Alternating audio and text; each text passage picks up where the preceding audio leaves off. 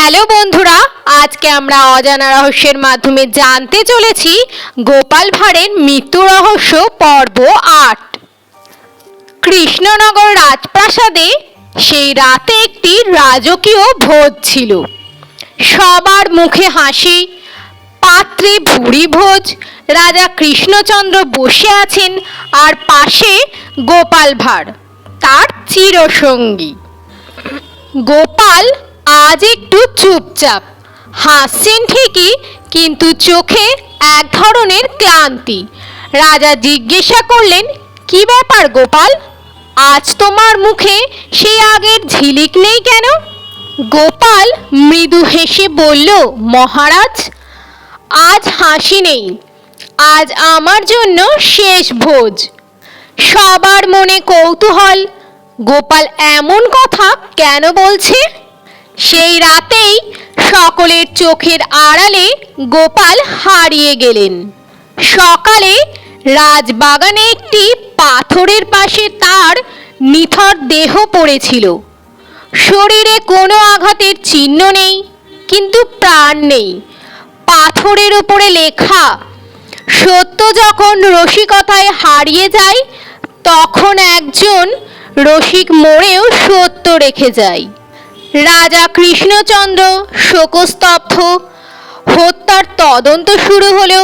কেউ বলল রাজবাড়ির অন্দরমহলে কেউ ঈর্ষাবেশে বিষ মিশিয়েছিল। কেউ বলল গোপাল নাকি কোনো গোপন তথ্য জেনে গিয়েছিল, তাই তাকে সরিয়ে দেওয়া হয়েছে। আবার কেউ বলল সে নাকি ভগবানের নির্দেশে নিজেই লীলাময় মৃত্যুবরণ করেছে। রাজা ব্যক্তিগতভাবে তদন্ত চালালেন।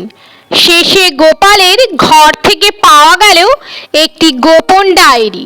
তাতে লেখা ছিল, আমি বুঝে গেছি, রাজসভা এখন আর সত্যকে চায় না, শুধু বাহারি কথার খেলা। আমি থাকলে তারা মুখে হাসবে, পেছনে ছুরি মারবে, তাই নিজেই সরে গেলাম হাসতে হাসতে। রাজামশাই কেঁদে ফেললেন। গোপাল ভাঁড় নিহত নন, উপেক্ষিত। হত্যা করেছে আমাদের উদাসীনতা, আমাদের অহং। তারপর থেকে কৃষ্ণনগরে প্রতি বছর সেই দিনে একটি মশাল যাত্রা হয়। সবাই হাঁটে চুপচাপ, শুধু একটাই আওয়াজ শোনা যায়, সত্য বলার সাহস থাকলেই রসিকেরা বিপদে পড়ে। এই ছিল গোপাল ভাঁড়ের মৃত্যু রহস্য পর্ব ৮। ভিডিও ভালো লাগলে লাইক, কমেন্ট, শেয়ার এবং সাবস্ক্রাইব করে পাশে থাকবেন।